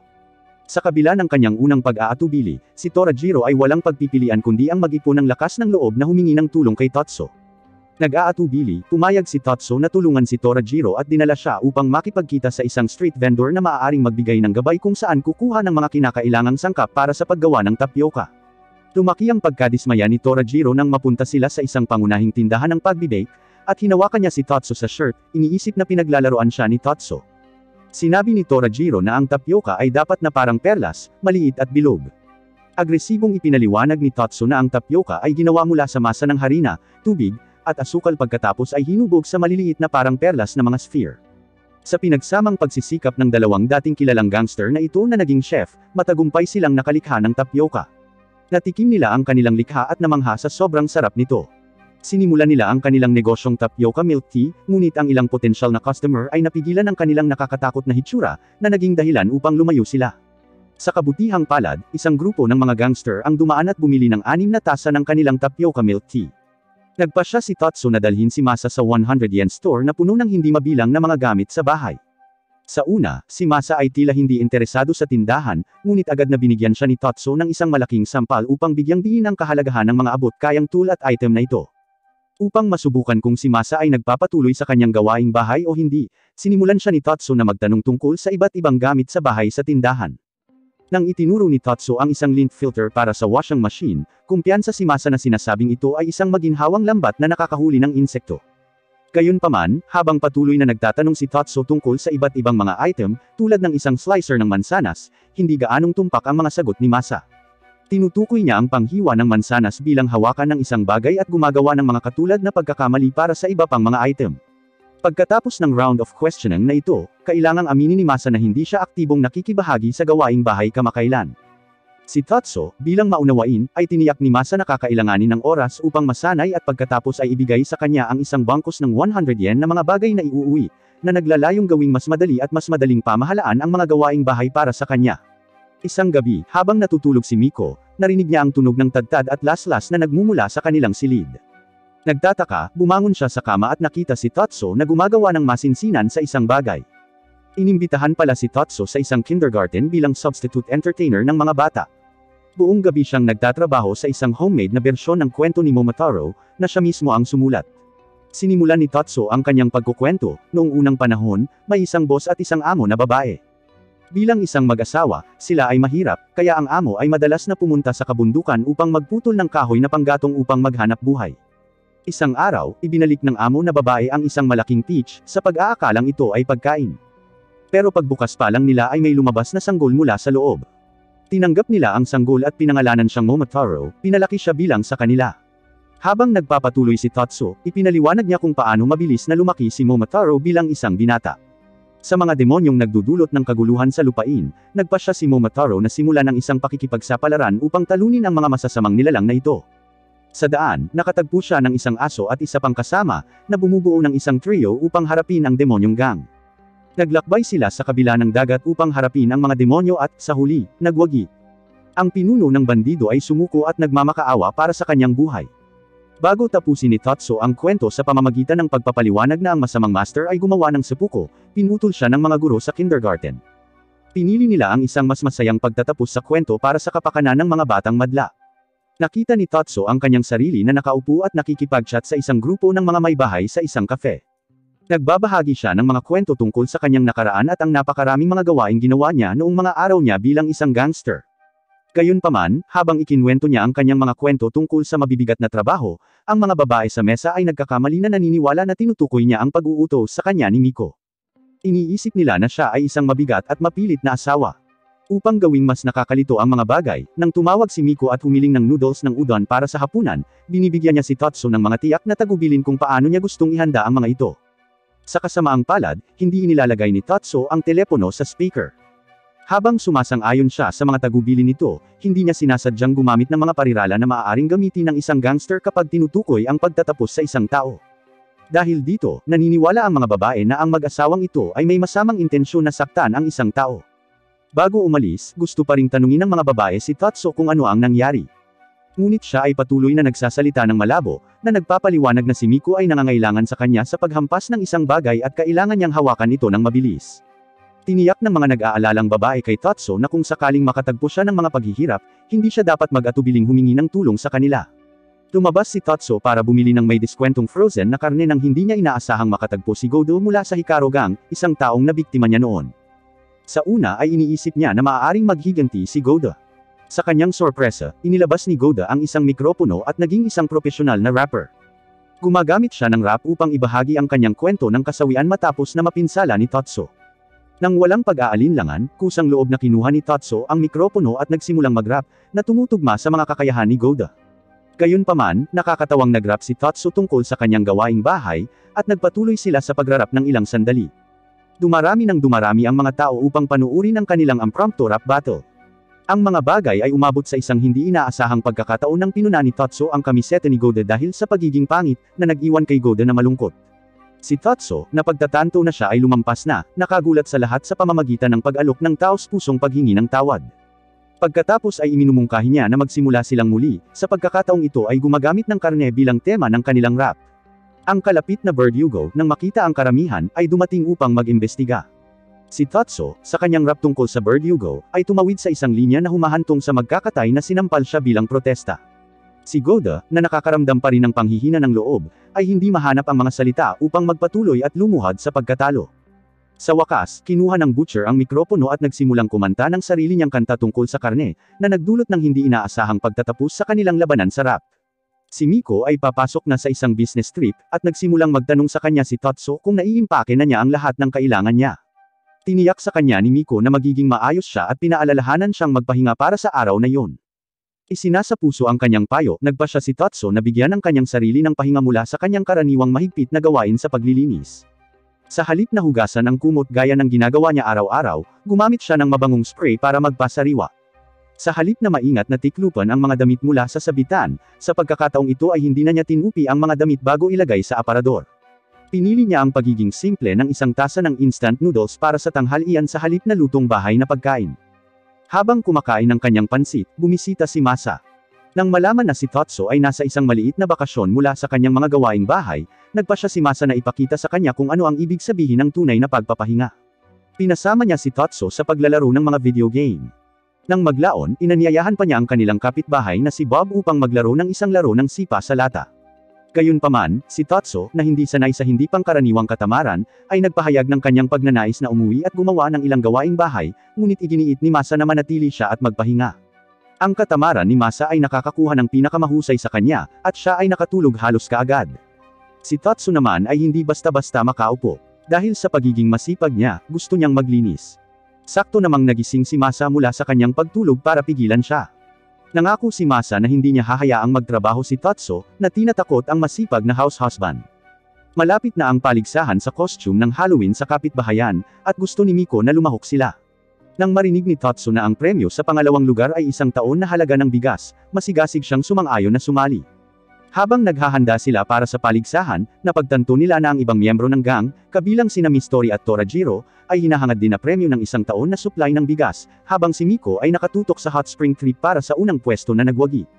Sa pagsisimula ng pagdiriwang ng Halloween, sinisimulan ng pamilyang Tori ang mga bagay-bagay sa pamamagitan ng isang kahangahangang laro ng pagkalkula ng bilis, gamit ang mga kasanayan ni Big Sister Tori sa pag-type na napakabilis na parang kidlat. Gayunpaman, ang kanyang bilis ay kapansin-pansin na tila matatapos ang panahon ng Tangerine bago siya matapos. Susunod, nagbihis si Torajiro bilang isang biktima ng maraming pananaksak, ngunit ang kanyang kakilakilabot na hitsura ay humantong sa kanyang mabilis na pag-alis mula sa entablado. Dumating ng huli si Masa, dahilan upang siya ay malaktawan, at lumipat sila sa ika-4 na kalahok, ang mag-asawang Tatsu na nakadamit ng mga kalabasa. Gumagawa sila ng mga cookies na hugis kalabasa sa entablado bilang kanilang pagtatanghal, kahit na nagsusuhol sa 3 hukom ng cookies, ngunit hindi sila nagtagumpay. Sa huli, ang ika-9 na kalahok, isang cute na batang babae na nakasuot ng paniki, ay nag-uuwi ng premyo, at wala sa mga miyembro ng gang ang nanalo sa inaasam na premyo sa pangalawang place. Nagpa siya ang mag-asawang Tatsu na kumain ng buffet meal, at determinado si Tatsu na sulitin ang halaga ng kanilang pera. Maingat na kinakalkula ni Tatsu kung paano mabusog ang kanyang tiyan nang hindi kumakain ng labis. Nag-estratehiya siya kung aling mga pagkain ang sisimulan para maiwasang mabusog ng masyadong mabilis. Gayunpaman, sa sandaling dumating siya sa buffet at makita ang malawak na hanay ng masasarap na pagkain, iniiwan niya ang kanyang mga plano. Tinapunan niya ng pagkain ang kanilang buong mesa, ninanamnam ang bawat masarap na bagay kahit na nabusog na siya. Ang gana ni Tatsu ay tila walang kabusugan, at hindi niya mapigilan ang tukso ng dessert. Sa hindi inaasahang pagkakataon, habang nasa dessert station si Tatsu, nasagasaan niya si Torajiro. Ang dalawang lalaki ay natagpuan ang kanilang mga sarili sa isang mapaglarong pag-aagawan kung sino ang makakagat mula sa dessert plate. Sa kasamaang palad, ang mga auntie na mahilig sa dessert sa buffet ay kumukuha ng lahat at hindi sila nag-iiwan ng kahit isang piraso upang ma-enjoy. Habang naglalakad sila pabalik sa kanilang hapagkainan, ipinakita ni Miko ang isang plato ng dessert na kinuha niya kanina at inanyayahan si Tatsu na ibahagi ito sa kanya, na nagpaluhan ng pasasalamat sa kanyang mga mata. Bumisita ang mga magulang ni Miko, nagdadala ng ilang mga pamilihan, at tinanong ng kanyang ama si Tatsu kung maaari silang gumawa ng mainit na palayok. Sumang-ayon si Tatsu, ngunit nang magtungo na siya sa kusina upang ihanda ito, iginiit ng kanyang biyenan na dapat siyang magpahinga at magboluntaryong siya na lang ang bahala sa pagluluto. Gayunpaman, lumalabas na ang biyenan ni Tatsu ay medyo clumsy sa kusina. Sa kanyang pagtatangka na ay proseso ang mga sangkap, ang biyenan ni Totso ay nagtatapos sa pagpuputol ng mga gulay kasama ang cutting board at lumikha ng medyo gulo, na nakapagpapaalaala sa estilo ng pagluluto ni Miko. Ang kanyang mga pagsisikap na hugasan ang mga gulay ay nagreresulta lamang sa pagtilamsik ng tubig sa lahat ng dako, kaya lalong nag-aalala si Totso sa kalagayan ng kusina. Sinubukan ni Totso na kumbonsihin ang kanyang biyenan na hayaan siyang pumalit sa kanya, ngunit sa kanyang sorpresa, si Miko ay pumasok sa kusina, itinaas ang kanyang mga manggas, at sumama sa kanyang ama sa pagluluto. Ang dobleng gulo sa kusina ay nagpapataas ng kaguluhan. Pareho nilang hinuhubog ang karne sa malalaking bola at pinag-iisipan pa nga na ihagis ang mga ito ng direkta sa mainit na palayok, na labis na ikinadismaya ni Totso. Natatakot siyang nanunood ngunit nagawa niyang makialam sa tamang oras upang pigilan ito. Nang tila magdadagdag pa sila ng hindi kinakailangang sangkap sa mainit na palayok, ang ina ni Miko ay nagmamadaling pumunta sa kusina, na sumagip. Ang kanyang intervention ay naging iligtas sa mainit na palayok at kusina mula sa karagdagang mga sakuna. Hindi maiwasan ni Totso na humanga sa kanyang biyenan, kinikilala siya bilang ehemplo ng isang tunay na may bahay na marunong humawak sa isang magulong sitwasyon sa kusina. Isang araw, habang pauwi si Totso mula sa palengke, bigla siyang nakaramdam ng pagkahilo, na pagtanto na maaaring nilalagnat siya. Mabilis siyang nakauwi at naghanda ng pinaghalo ng tubig, lemon, at pulot para palakasin ang kanyang immune system. Sa kanyang isip, ito ay parang isang labanan laban sa mga random na virus na sumalakay sa kanyang katawan, at siya ay determinado na lumabas na matagumpay. Upang higit pang makatulong sa kanyang paggaling, gumamit din si Totso ng humidifier at facial steamer. Gayunpaman, ang kanyang mga pagtatangka sa paggamot sa sarili ay nagkakaroon ng hindi inaasahang pagkakataon. Gumagawa siya ng isang tasa ng tubig na hinaluan ng malamig na gamot, umaasa na maibsan ang kanyang mga sintomas, at pagkatapos ay humiga sa pagtatangkang mabawi ang kanyang lakas. Sa kasamaang palad, sa halip na mapabuti, ang kanyang temperatura ay tumataas mula 37 degrees hanggang 39 na degrees Celsius. Nanghina siya at tuluyang nahimatay sa sahig.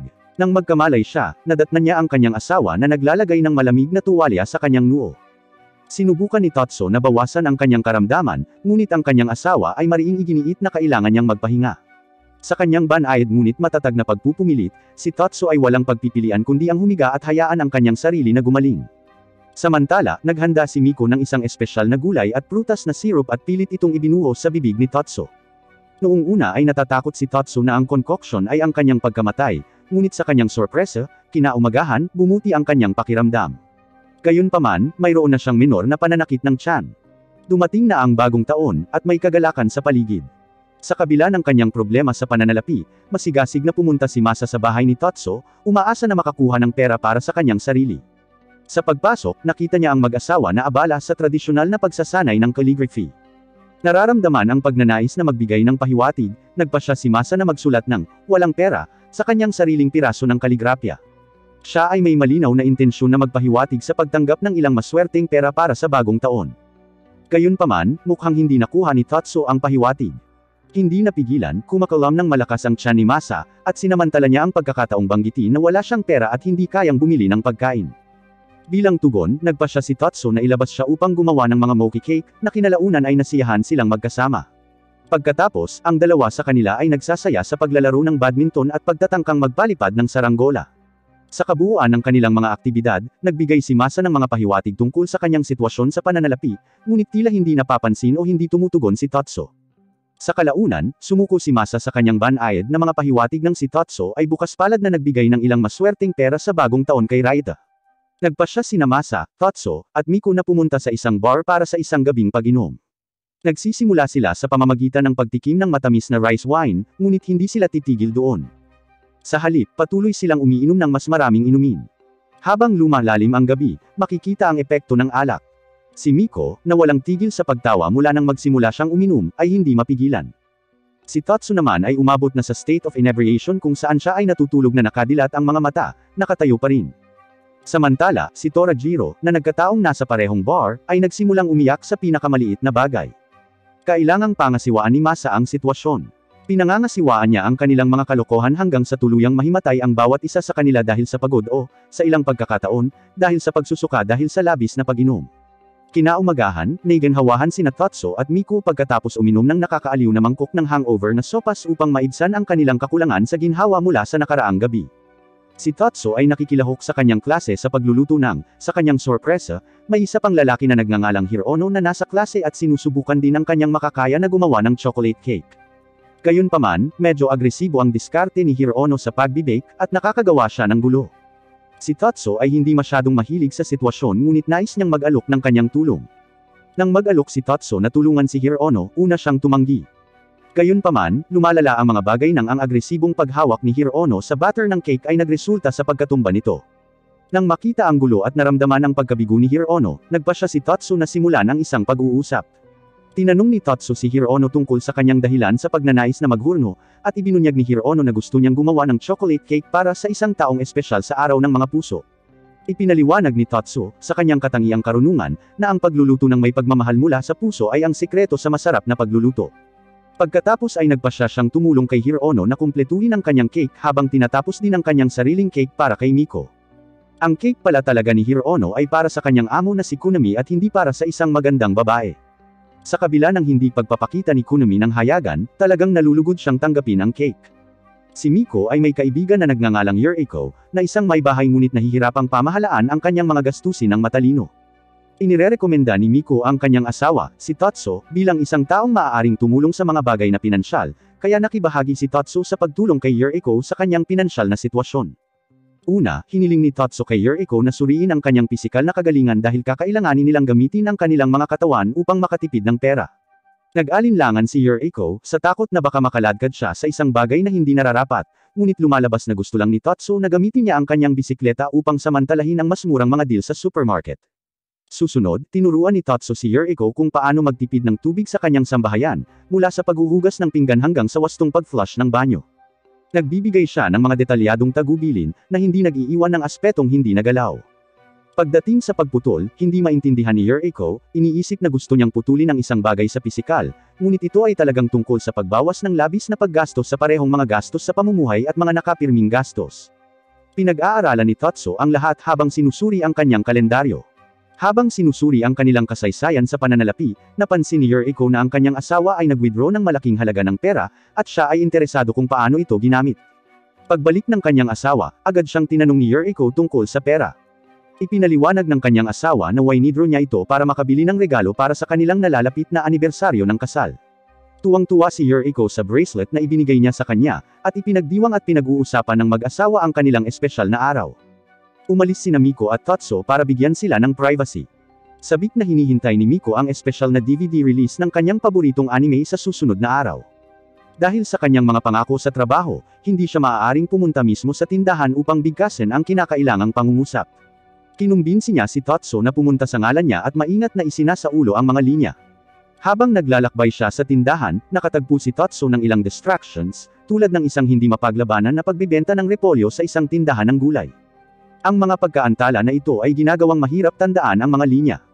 Pagdating sa tindahan, nakalimutan na ni Tatsu ang mga linya. Gayunpaman, matapang siyang sumubok ng iba't ibang linya, na hindi sinasadyang tila banta sa tindera. Sa kabutihang palad, dumating ang isa pang customer at binibigkas ang tamang linya, na nagjogang sa memorya ni Tatsu. Sa pag-secure ng DVD, binanggit ng customer na ito ang pagkakataong makakuha ng espesyal na card sa pamamagitan ng pagbigkas ng isa pang linya sa ibang tindahan ng laruan. 9th Riga. Sinamahan siya ni Tatsu sa paghahanap na ito. Nakalulungkot, huli na silang dumating, at naubos na ang mga espesyal na card, na ikinadismaya ng isa. Ang kaibigan ni Tatsu ay abala sa trabaho at humiling kay Tatsu na tumulong sa pag-aalaga ng kanyang aso, si Katetsu. Parehong umibig sina Tatsu at Miko sa kaibig-ibig na aso. Dinala ni Tatsu si Katetsu sa labas para mamasyal, ngunit biglang tumanggi si Katetsu na kumilos. Nakita ni Tatsu na napaka-cute nito kaya hindi niya napigilan ang pagkuha ng ilang larawan ni Katetsu at ipadala ang mga ito sa kanyang amo. Nang makita ng amo ni Tatsu ang mga larawan, nabighani siya sa pagpapakyut ni Katetsu kaya gusto niyang sumugod kaagad kay Tatsu. Gayunpaman, habang naglalakad si Tatsu kasama si Katetsu, nakasalubong niya si Kunami, na naglalakad din ng sarili niyang aso. Ang dalawang lalaki sa simula ay nagtitigan sa isa't isa na may tila pagpatay na layunin, na lumilikha ng nakakatakot na aura. Ngunit lumalabas na pareho lang silang may matinding pagnanais na alagaan ang mga aso ng isa't isa dahil ang parehong aso ay malaki at mainit-init, na ginagawa silang hindi mapaglabanan. Tinawag ni Kunami ang kanyang sasakyan, at kasama ang kanilang mga aso, sina Tatsu at Katetsu ay pumasok sa kotse. Binanggit ni Kunami na dinadala niya ang mga aso sa isang napakakawili-wiling lugar, na lumalabas na isang parke ng aso. Sa parke ng aso, ang mga aso at ang kanilang mga may-ari ay masayang tumatakbo sa paligid, na nagsasaya sa araw na magkasama. Humingi ang may-ari ng kafe ng payo ni Totso na baguhin ang menu ng kafe at makaakit ng mas maraming customer. Agad siyang dinala ni Totso sa isang kalapit na sikat na kafe para sa inspirasyon, kung saan nila tinimplahan ng iba't ibang dessert at pagkaing naglalayong maakit ang mga babae at bata. Nakapagtataka, pareho silang natutuwa sa pagkain, na nagudyok sa kanila na pansamantalang umiwas sa mga matatamis. Sa kanilang pagbabalik, naghanda si Totso ng espesyal na chicken sandwich para matikman ng may-ari. Sa isang kagat lang, ibinabalik ng sandwich ang may-ari sa kanyang kabataan, na pumupukaw sa mga alaala ng kanyang nakaraang relasyon. Gayunpaman, ang isang putakti ay nakakagambala sa nostalgia sa pamamagitan ng paglitaw sa memorya. Mabilis na inalok siya ni Totso ng tsaa na sumunog sa bibig ng may-ari, na nag-trigger ng panibagong alaala ng may-ari na nasunog ng abo ng sigarilyo habang naglalakbay sa India. Ang may-ari, pagod at nanginginig, ay nagpa siya na magretiro para sa gabi, pinasasalamatan si Totso para sa kanyang mga pagsisikap. Ginagantimpalaan ni Totso ang kanyang sarili ng sandwich. Nag-trigger ito ng sarili niyang mga alaala, kabilang ang mga amoy ng pulbero, mga butas ng bala, at pag-alaala sa paghanap sa kanya ni Miko na nasugatan sa isang eskinita na may putakti sa kanyang balikat. Ang pagkakaroon ng wasp ay nangangahulugan na mayroong isang matagal na masamang aftertaste na nauugnay sa sandwich. Si Masa ay nanananghalian kasama si Totso nang bigla siyang nakaramdam ng sakit ng ngipin. Iminumungkahi ni Totso na maaaring magkaroon siya ng isang lukab, ngunit mabilis na gumawa si Masa ng isang kwento tungkol sa pakikipaglaban sa 50 Thugs noong nakaraang araw, na hindi pinaniniwalaan ni Totso kahit isang segundo. Pagkatapos ng tanghalian, binalaan ni Totso si Masa na ang hindi pagpansin sa sakit ng ngipin ay maaaring humantong sa paglala ng lukab. Sinisikap ni Masa na laruin ito bilang walang seryoso at inamin na karaniwan niyang nagsisipilyo ng kanyang ngipin isang beses sa isang araw. Gayunpaman, binibigyang diin ni Totso ang kahalagahan ng pagsisipilyo ng lubusan 3 beses sa isang araw pagkatapos kumain upang mapanatili ang mabuting kalinisan sa bibig. Ipinaliwanag niya na ang pagpapabeyo sa pangangalaga sa ngipin ay maaaring magresulta sa pagkawala ng mga ngipin at gilagid, na posibleng nangangailangan ng mga pustiso sa natitirang bahagi ng kanyang buhay. Sa wakas ay inamin ni Masa ang pagkakaroon ng sakit ng ngipin ngunit ipinagtapat na natatakot siyang pumunta sa dentista dahil sa isang traumatikong karanasan sa pagkabata. Naalala niya kung paano ipinangako ng kanyang ina na ihahatid siya upang bumili ng merienda ngunit sa halip ay dinala siya sa dentista. Ang pagkabigla mula sa kaganapang iyon ay sumasalamin sa kanya, at hindi pa rin niya kayang harapin ang pagpunta sa dentista. Sa kabila ng pag-aatubili ni Masa, si Totso ay hindi sumasagot ng hindi. Binugbog niya si Masa at pagkatapos ay kinaladkad siya sa dentista, kung saan sa wakas ay natugunan ang mga isyu sa ngipin ni Masa. Kabalintunaan, si Totso mismo ay maaaring magkaroon din ng sakit ng ngipin. Isang gabi, nagpa siya sina Totso at Miko na manood ng horror movie ng magkasama. Habang si Miko ay patuloy na natatakot, si Totso ay kumilos na kalmado na parang hindi siya naaapektuhan ng pelikula. Gayunpaman, sa sandaling matulog na sila, hindi maalis ni Totso ang mga imahe mula sa horror movie na paulit-ulit na nagre-replay sa kanyang isipan, at hindi siya makatulog. Naiinis siya sa pakiramdam na may nagmamasid sa kanya na lalong nagpapahirap sa pagtulog. Upang maabala ang kanyang sarili, sinubukan ni Totso na maglaro ng isang laro ng mental na numero, na binibilang ang mga haka-haka na gangster na nakatayo sa paligid niya. Gayunpaman, ang kanyang matingkad na imahinasyon ay humahantong sa mga haka-haka na gangster na nakikipag-away. Sinusubukan niyang makinig sa mga tunog ng pagtulog, ngunit ang kanyang isip ay patuloy na bumabalik sa mga iniisip ng mga gangster. Desperado na makatulog, bumangon si Totso at ginawa ang kanyang sarili ng isang baso ng mainit na gatas, isang karaniwang lunas para makatulog. Gayunpaman, mukhang hindi ito nakakatulong ng malaki. Nagtatapos din siya sa paggawa ng pagkain na may mga sangkap na kilala sa mga katangian ng mga ito na nakakapagpatulog, ngunit huli na para kumain ng ganoong kasarap na hapunan. Sa wakas, bumalik si Totso sa kama, umaasang makatulog. Akmang aalis na siya, isang malakas na ingay ang bumulaga sa kanya. Ang ingay pala ay galing sa pusa nila na gumagamit ng litter box. Si Totso ay itinalaga ng pinuno ng residential group na mangolekta ng mga bayarin sa pagiging miyembro ng grupo. Upang matulungan siya sa misyong ito, humingi siya ng tulong kay Masa.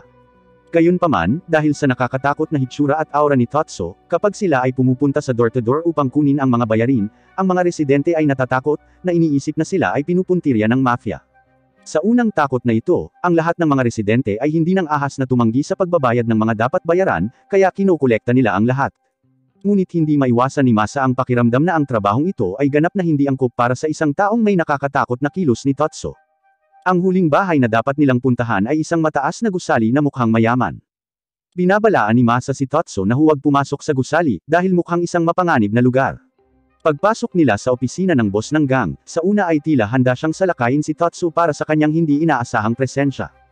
Gayunpaman, nang marinig na ang mga dues na kinokolekta ni Tatsu ay ginagamit upang makinabang ang kapitbahayan, nagpa siya ang boss na sumunod at binayaran ang mga dues na iniiwasan ang anumang komprontasyon. Bumili si Miko ng isang bundok ng tinapay na may pag-asang mangolekta ng mga nanalong tiket para makakuha ng mga plato na may mga mukha ng kanyang paboritong idolo. Gayunpaman, ang napakalaking dami ng tinapay na ito ay nagdudulot ng hamon sa pag-iimbak dahil walang puwang upang iimbak ito. Sa kabila ng mga alalahanin ni Tatsu tungkol sa sobrang tinapay, determinado si Miko na kainin ang kanyang paraan upang makuha ang panalong tiket. Ang kanyang unang sigasig ay umakay sa kanya upang simulan ang pagkain ng tinapay, ngunit agad niyang napagtanto na ang gawain ay mas mahirap kaysa sa kanyang inaasahan. Kahit na nag-aalok sina Tatsu at Masa ng kanilang tulong, lahat sila ay nagpupumilit na ubusin ang napakaraming tinapay. Madaling mabusog ang kanilang tiyan, at hindi na sila makakain pa. Sa pagtatangkang gawing mas madaling pamahalaan ang gawain, nagpa siya si Tatsu na maging malikhain sa pamamagitan ng paghahanda ng tinapay kasama ng iba pang mga pagkain tulad ng mga prutas at keso upang gawing mas madaling tangkilikin.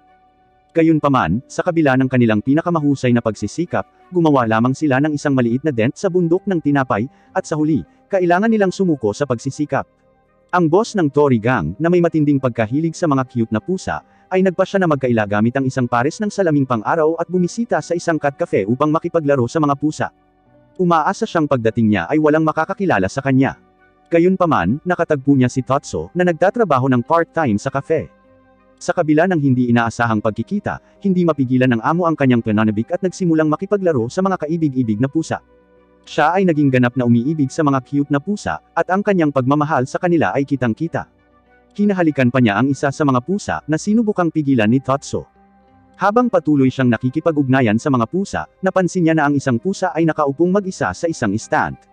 Ipinaliwanag ni Tatsu na ito ay isang ligaw na pusa na hindi madaling lumapit sa mga tao. Gayunpaman, mayroon itong isang malakas na pagkakaugnay para sa isang natural na berdeng foxtail na damo. Hindi napigilan, inupahan ng amo ang mga dahon ng foxtail grass para paglaruan ang pusa. Sa paglipas ng panahon, nagkakaroon siya ng isang espesyal na koneksyon sa partikular na pusa na ito, pakiramdam na ito ay kahawig ng kanyang yumaong asawa sa ilang paraan. Sa huli ay nagpa siya siyang iuwi ang pusa kasama niya, sa kabila ng mga pagtatangka ni Tatsu na ipaliwanag na ang pusa ay kabilang sa kafe. Nang naantala ng bagyo si Tatsu at ang kanyang mga plano sa piknik ng kanyang asawa, ang pagkadismaya ni Tatsu ay nababalot sa kanya.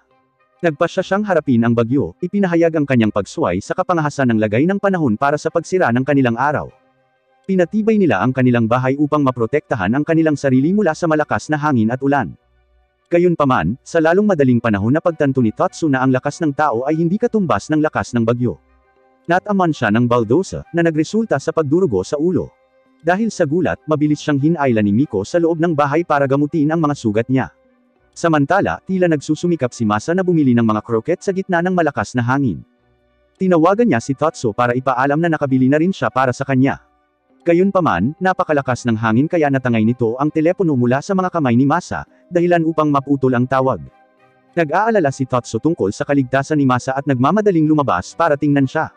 Sa kabutihang palad, hindi nasaktan si Masa, at nakita siya ni Tatsu na papalapit na may hawak na mga kroket. Sa kasamaang palad, dahil sa malakas na hangin, lumipad ang mga kroket sa mukha ng isang gangster.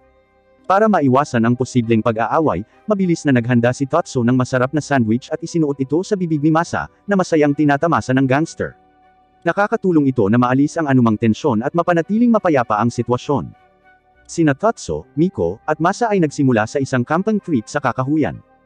Si Tatsu, sa kanyang determinado at agresibong diskarte, ay dalubhasang nag-set up ng tolda at nagpuputol ng kahoy para sa isang campfire. Siya ay tila nasa isang misyon upang gawing perpekto ang lahat para sa kanilang karanasan sa camping. Nagpa siya sina Miko at Masa na mangisda. Sa kabutihang palad, nakakahuli sila ng isda para sa kanilang hapunan. Ang plano nila ay maghanda ng inihaw na isda kasama ng mga gulay at prutas na samahan ng kanin sa kanilang pagkain. Gayunpaman, ang isang sakuna ay nangyayari nang ang clumsy na si Masa ay hindi sinasadyang nasipa ang palayok ng bigas sa lupa. Si Tatsu, na determinadong iligtas ang kanilang hapunan, ay inutusan si Masa na lapitan ang ibang mga camper at tanungin kung mayroon silang ekstrang bigas.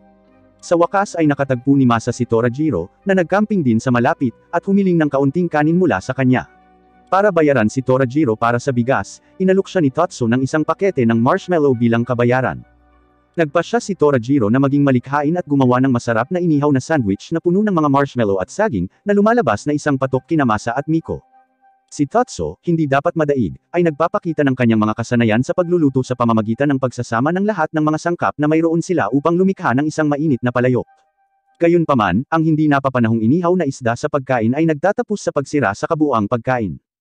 Nang maglaon, ang tagapangulo ng kapitbahayan ay nakikipag-usap kay Tatsu sa panahon ng tanghalian at ipinaliwanag na siya ay isang miyembro ng isang malakas na asosasyon ng kababaihan sa kapitbahayan na kilala bilang Eight Dragons.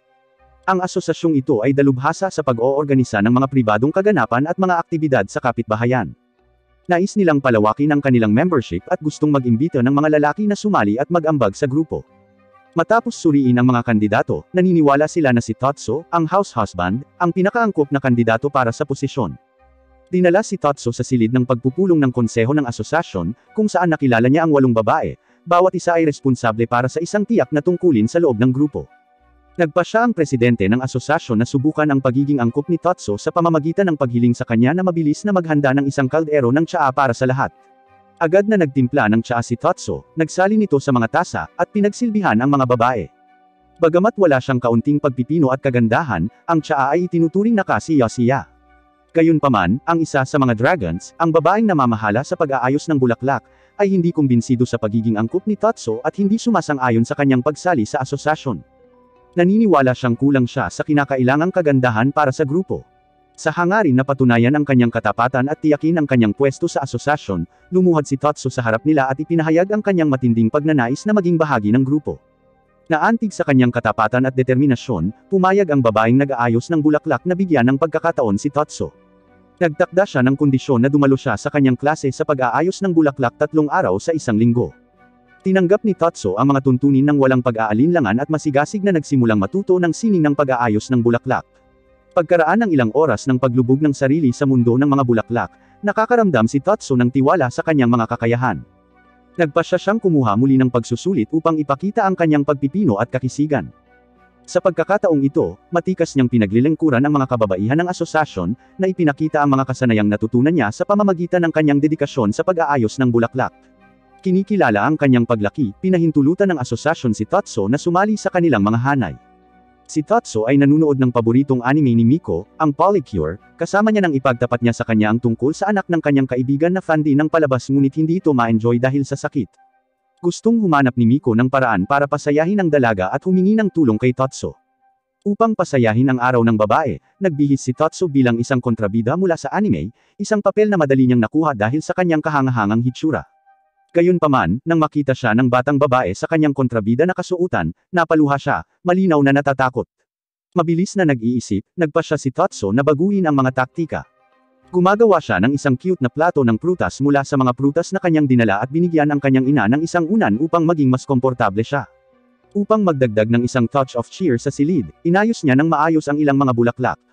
Bilang bahagi ng kanilang plano na pasayahin ang batang babae, si Miko ay nagpapanggap na bayani na si Polycure, habang si Tatsu ang gumaganap bilang kontrabida. Nagtatanghal sila ng isang makatutuhanang laban sa silid, na hinihikayat ang batang babae na pasayahin sila at suportahan ang bayani. Gayunpaman, ang pagganap, bagamat may mabuting layunin, ay nauuwi sa pagkagambala at pagkabalisa. Ang nurse na namamahala ay kailangang makialam at hilingin sa kanila na umalis sa ospital upang subukang pilitin ang kaligayahan sa batang babae at guluhin ang kapayapaan ng ospital. Isang magandang araw, nagpa siya ang biyenan ni Tatsu na dalhin siya sa isang haiku club para sa ilang bonding time. Sa club, nagboluntaryo ang kanyang biyenan na maging unang magbasa ng kanyang tula, at ito ay tinatanggap ng mga miyembro ng club.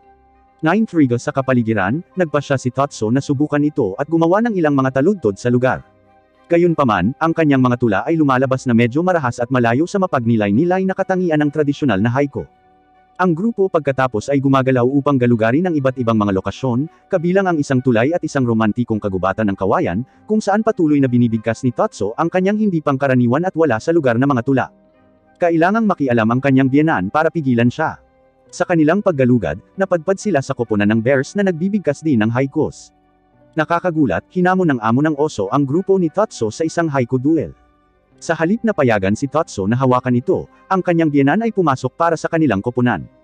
Nagsisimula ang haiku duel, at ang magkabilang panig ay nagsimulang bumigkas ng mga tula na inspirasyon ng kanilang kapaligiran, kabilang ang mga tutubi at isang mag-asawang nagmamahalan. Si Tatsu at ang mga tauhan ng oso ay masigasig na nagsasaya para sa kani-kanilang panig, kahit na ang mga tula ay hindi gaanong makatuwiran. Sa huli, ang magkabilang panig ay naghahatid ng isang kahangahangang tula ng pusa ang tema ng tula. Isang araw, matapos ang pamamalanse ng ilang damit, biglang nakaramdam si Tatsu ng matinding sakit sa kanyang likod, na para bang nahati ito sa kalahati. Nahihirapan siyang maglakad at nakahiga sa sahig sa matinding paghihirap. Nang makita siya ni Miko sa ganitong estado, iminumungkahi niya na maaaring itinapon niya ang kanyang likod. Gayunpaman, si Tatsu, sa kanyang dramatikong likas na talino, ay iginiit na siya ay pinaslang ng isang sniper. Sa kabila ng sakit, matigas ang ulo ni Tatsu na magpanggap na ayos lang siya at nagpatuloy sa kanyang mga gawaing bahay. Gayunpaman, ang sakit ay napakalubha na hindi siya makalakad ng maayos, lalo na sa pagluluto. Nag-aalala para sa kanyang kapakanan, nag-aalok si Miko na kunin ang mga tungkulin sa pagluluto. Sa huli, nagpasya si Tatsu na mag-order ng paghahatid ng pagkain upang maiwasan ang panganib na sirain ni Miko ang kusina. Gayunpaman, sa kalaunan ay napagtanto niya na ang sakit sa kanyang likod ay masyadong matiis, kaya tinulungan siya ni Miko na humingi ng medikal na tulong, na nagpapaalala sa kanya ng unang araw na nakilala niya si Miko. Ang kanyang doktor ay nagre-reseta ng mga relief patch upang maibsan ang kanyang sakit. Binalaan ni Tatsu si Miko tungkol sa mga alingaw ng isang pervert na nagstalkang sa mga lansangan sa gabi, kaya hiniling niya sa kanya na turuan siya ng ilang mga diskarte sa pagtatanggol sa sarili upang manatiling ligtas, at pumayag si Tatsu. Isang gabi, habang nagmamadaling umuwi si Miko galing sa trabaho, bigla niyang naramdaman na parang may sumusunod sa kanya. Sa sobrang takot, tumalikod siya at mabilis na sinuntok ang taong sumusunod sa kanya. Pagkatapos ay hinawakan niya ang kanilang buhok at naghatid ng isang malakas na suntok sa kanilang tiyan. Sa kanyang pagkabigla, ang taong inatake niya ay si Masa, na sinusubukang makipag-usap sa kanya dahil nakita niya siya sa kalye. Sa simula ay hindi naniniwala si Miko na ito ay si Masa, na pinagtatalunan na ang tunay na mukha ng Masa ay hindi mukhang namamaga, at patuloy na binubugbog ang kawawang lalaki. Kamakailan lamang, ang crepe truck ni Torajiro ay nahihirapang magbenta, at ang dahilan ay ang pagkakaroon ng isang donut truck na nakaparada sa tabi niya. Ang mas nakakagulat kay Torajiro ay ang may-ari ng donut truck ay ang kanyang nakababatang kapatid na babae, si Kaharu. May paghihiganti si Kaharu laban kay Torajiro dahil tumakas siya sa bahay para magtrabaho bilang yakuza. Bilang paghihiganti, nagpasya siyang magsimulang magbenta ng mga donut upang makipagkompetensya sa kanyang negosyong crepe. Nag-franchise pa nga si Kaharu sa isang malaking kumpanya, na nagbibigay daan sa kanya na pagsilbihan ang kanyang mga customer ng mabilis at mahusay. Si Torajiro ay nasiraan ng loob sa kompetisyon at pakiramdam na natalo. Gayunpaman, nagkataon na dumaan si Tatsu at nag-alok ng ilang nakapagpapatibay na salita kay Torajiro, na hinihimok siyang manatiling matatag. Nagpasya si Tatsu na bumili ng isa sa mga donut ni Kaharu upang makita kung tungkol saan ang lahat ng kaguluhan, ngunit nalaman niyang ito ay medyo mura at hindi kapani-paniwala. Hindi sumasang-ayon si Kaharu sa kanyang pagtatasa, ngunit determinado si Tatsu na patunayan ang kanyang punto. Gamit ang crepe truck ni Torajiro, gumawa si Tatsu ng sariwang donut mula sa simula. Sa simula ay pinapuna ni Kaharu ang simpleng hitsura ng donut ni Tatsu, ngunit nang matikman niya ito, siya ay nalulula sa tuwa. Ipinaliwanag ni Tatsu na ang nagpapaganda sa kanyang donut ay ang pagmamahal at pangangalaga na ibinibigay niya sa paggawa nito, na kulang sa kanyang mga mass-produce na donut. Napagtanto ang katotohanan sa mga salita ni Tatsu, humingi ng tawad si Kaharu kay Torajiro, inamin na nagsimula siya ng sarili niyang negosyo dahil gusto niyang kilalanin siya ng kanyang kapatid. Sa isang malamig na araw na may bagong bumagsak na nyebe na bumabalot sa kapitbahayan, si Miko ay labis na nasisiyahan sa nakikitang snow. Gayunpaman, may ibang alalahanin si Tatsu. Nag-aalala siya na ang ilang patak ng nyebe at hamog sa salamin na bintana ay maaaring humantong sa amag, kaya agad siyang gumamit ng dew wiper upang alisin ang mga ito. Pag-alis ni Miko para magtrabaho, lumabas si Tatsu para mag-grocery. Habang naglalakad sa manyebe na kalye, nakasalubong niya ang grupo ni Kunami. Sila ay nakikibahagi sa mapaghamong gawain ng pag-shoveling ng snow. Nang mapansin ni Kunami si Tatsu na nagmamasid sa kanila, nilapitan niya ito ngunit sa kasamaang palad ay nadulas at nahulog sa madulas na lupa. Si Tatsu, na laging handa, ay may isang bagay na maaaring mapabuti ang pagkakahawak ng sapatos sa malamig na mga kondisyon, at iniaalok niya ito kay Kunami. Ang maalalahang kilos na ito ay nakakatulong kay Kunami na makabangon muli. Napansin din ni Tatsu ang pagsisikap ng grupo na alisin ang snow at nag-aalok sa kanila ng karagdagang kagamitan upang gawing mas madali at mas mahusay ang kanilang trabaho. Gamit ang bagong nahanap na kagamitan, mas mabilis na mapapawi ng grupo ni Kunami ang snow, at iniwan sila ni Tatsu upang ipagpatuloy ang kanilang trabaho. Kakatapos lang nina Tatsu, Miko, at Masa sa paggawa ng popcorn para sa kanilang movie day sa bahay. Napuno ng kasiyahan ang hangin habang naghahanda silang mag-settle para sa isang pelikula, ngunit mabilis nilang napagtanto na mayroon silang iba't ibang ideya tungkol sa kung ano ang panunuurin. Si Miko ay sabik na magpakasawa sa kanyang paboritong serye ng anime. Sa kabilang banda, mas gusto ni Tatsu ang isang slice of life series na pinamagatang It's Tough Being a Guy. Samantala, si Masa ay may sariling kakaibang panlasa, ang pagiging isang tagahanga ng mga pelikulang pinagsasama ang mga tema ng Yakuza sa mga halimaw na nilalang. Pagkatapos ng isang oras ng pabalik-balik na talakayan, sa wakas ay naabot nila ang isang kompromiso at tumira sa panunood ng The Lion Queen. Gayunpaman, ang kanilang mga hamon ay hindi pa tapos nang ipilit ni Tatsu na panuurin ang subtitle na bersyon habang iginigiit ni Miko ang dub na bersyon. Ang hindi pagkakasundo na ito ay humahantong sa isa pang pag-ikot ng mga argumento, na nagpapahaba pa ng araw ng pelikula. Medyo nahihirapan si Miko nang hilingin sa kanya ng isang kasamahan na alagaan ang kanyang hamster. Ang kanilang tahanan ay may isang gangster at isang mahirap na pusa, na ginagawa itong isang hindi angkop na kapaligiran para sa maliit na alagang hayop. Nagpasya si Tatsu na maghanap ng pansamantalang tagapag-alaga para dito. Ang kanyang unang pagpipilian ay hilingin kay Masa na alagaan ang hamster. Si Masa ay may malambot na lugar para sa maliit na nilalang, ngunit siya ay nahihirapan sa pananalapi at hindi kayang bumili ng pagkain para sa kanyang sarili, lalo na ang isang alagang hayop. Pagkatapos ay dinala ni Tatsu ang hamster sa kanyang amo, umaasa na baka pumayag siyang alagaan ito. Gayunpaman, may aso ang kanyang amo na kailangang aprubahan ang anumang mga bagong karagdagan sa sambahayan. Sa kasamaang palad, kinagat ng hamster ang ilong ng aso, na nagdulot ng matinding takot. Bilang resulta, nagpasya ang amo na huwag itago ang hamster, dahil ayaw niyang magkaroon ng anumang pinsala sa kanyang minamahal na aso. Sa limitadong mga opsyon na natitira, nakita ni Tatsu ang kanyang sarili sa gilid ng kalsada, hindi sigurado kung saan susunod na dadalhin ang hamster. Napansin ng dalawang pulis na dumaraan ang kakaibang pag-uugali niya at huminto upang magtanong tungkol sa kanyang ginagawa. Si Tatsu, na determinadong protektahan ang cute na maliit na hayop, ay tumangging ibigay ito, sa takot na ito ay maagaw. Gayunpaman, naghinala ang mga pulis, iniisip na si Tatsu ay maaaring nagtatago ng isang bagay na labag sa batas. Pinilit nilang makita kung ano ang hawak niya, at atubiling ibinunyag ni Tatsu ang hamster.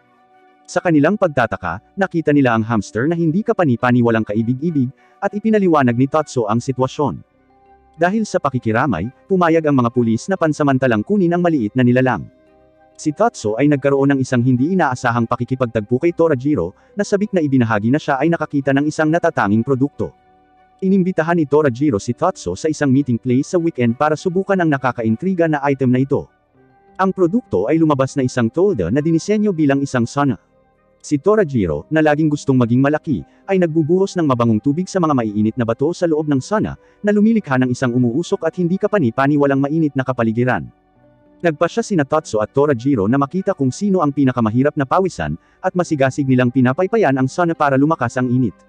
Tumampas sila, at ang sauna ay nagiging sobrang init. Parehong nahihibang sina Tatsu at Torajiro dahil sa matinding init.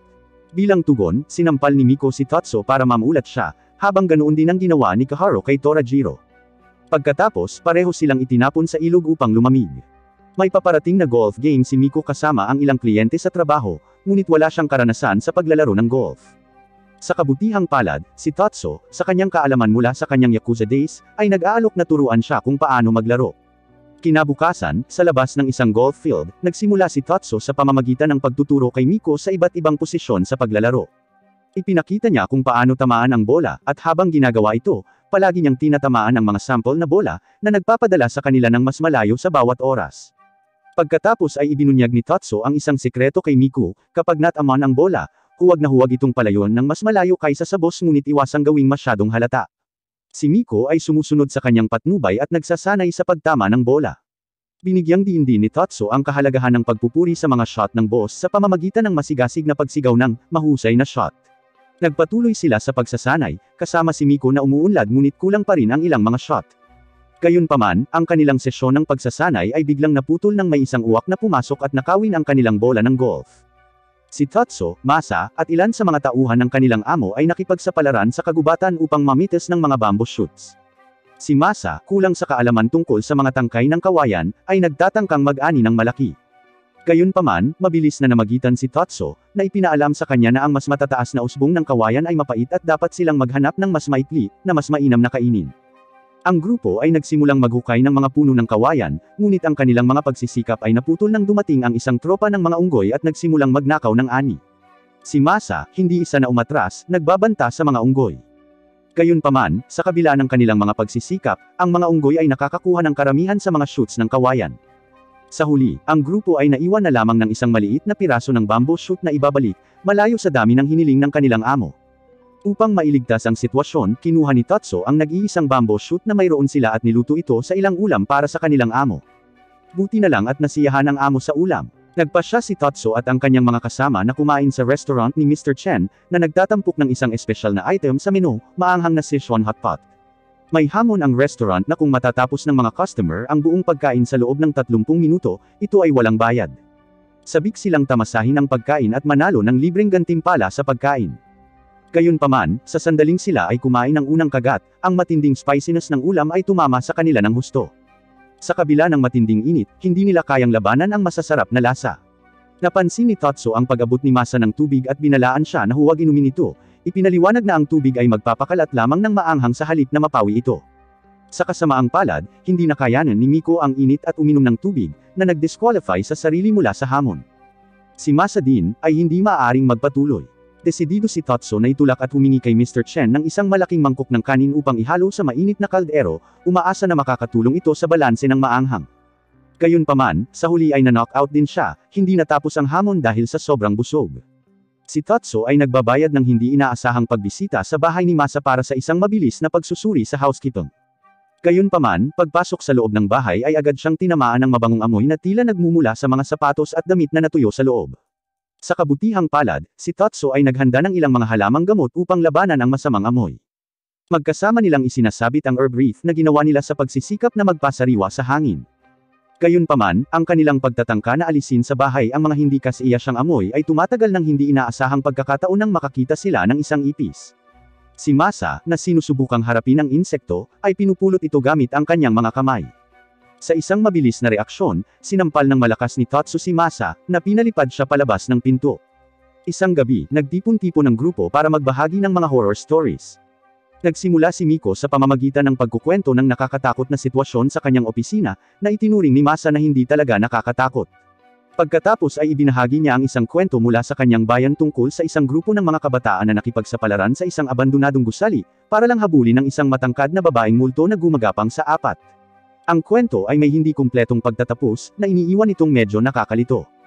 Pagkatapos ay pagkakataon na ni Tatsu na magkwento, at sinimulan niyang isalaysay ang sumpa na nangyari sa kanya kamakailan. Sa isang malungkot na ekspresyon, ipinaliwanag niya na ilang araw na ang nakalipas, nakakita siya ng isang ad sa TV para sa sariwang snow crab na ibinibenta. Sabik na tamasahin ang napakasarap na pagkain na ito, agad siyang nag-order ng isang bagong-bagong kahon, na inihatid sa kanyang tahanan kinabukasan. Gayunpaman, nang buksan niya ang kanyang freezer, laking gulat niya nang makitang nakaimbak pa rin doon ang mga katulad na alimango na binili niya noong nakaraang taon. Hindi maiwasan ni Tatsu na magtaka kung nabiktima ba siya ng sumpa ng mga alimango na hindi niya niluto. Sina Miko at Masa, na hindi napahanga, ay sumang-ayon na ito ay hindi isang nakakatakot na kwento sa lahat ngunit sa halip ay isang halimbawa ng pagkalimot ni Tatsu. Sa huli, si Tatsu ay nagluluto ng mga alimango para masiyahan sila sa gabing iyon. Ang pagtatangka ni Tatsu na kunin si Suzu, ang mapiling anak na babae ng kaibigan ni Miko, na kumain ng mga gulay ay medyo hindi kinaugalian. Nang dumating si Tatsu sa kanilang bahay, napagtanto niya na si Suzu ay may matinding pag-ayaw sa mga gulay. Nagpasya siyang maghanda ng mga pagkaing nagtatago ng mga tinadtad na gulay upang maipasok ang mga ito sa kanyang dieta. Gayunpaman, ang pagiging sensitibo ni Suzu sa mga gulay ay nakakagulat kay Tatsu. Nakikita niya ang presensya ng mga gulay sa pamamagitan lamang ng pag-amoy ng pagkain. Nahaharap sa hamon na ito, si Tatsu ay gumagamit ng pagkukwento. Kumuha siya ng isang carrot at nag-ikot ng isang trahedya tungkol sa isang carrot na tinanggihan at iniiwasan ng mga bata. Pagkatapos ay nakiusap ang carrot na payagan siyang ihalo sa curry dahil mahilig ang mga bata sa curry, at sa ganitong paraan, maaaring magustuhan nila ang kawawang carrot. Mukhang gumagana ang kwento, at nagsisimula ng magpakita ng interes si Suzu. Ngunit nagpasya si Tatsu na magdagdag ng ilang madugong detalye sa kapalaran ng carrot sa curry, sa huli ay sinira ang sarili niyang pagtatangka na kumain ng gulay si Suzu. Nagpasya si Tatsu na tulungan ang may-ari sa pamamagitan ng pagtanggal ng damo sa damuhan at humingi ng tulong kay Masa sa proseso. Si Masa ay napunta sa mga pasa na kamay mula sa agresibong damo habang sinusubukang hilahin ang mga damo. Upang mapabuti ang kanilang kahusayan at protektahan ang mga kamay ni Masa, binibigyan siya ni Tatsu ng mga espesyal na guwantes. Gamit ang mga tamang tool sa kamay, pinamamahalaan nilang gumawa ng mas mahusay na trabaho. Si Tatsu ay nagpapatuloy ng isang hakbang sa pamamagitan ng paggawa ng isang homemade weed killer gamit ang suka at detergent upang atakehin ang mga damo sa ugat. Ang kanyang pamamaraan ay kahawig ng isang gunfight, kung saan siya ay nag-spray ng weed killer na parang cowboy. Sa huli, ang kanilang pagsusumikap ay gagantimpalaan kapag dumating ang may-ari upang mag-alok sa kanila ng mga pampalamig bilang tanda ng pagpapahalaga sa kanilang mga pagsisikap.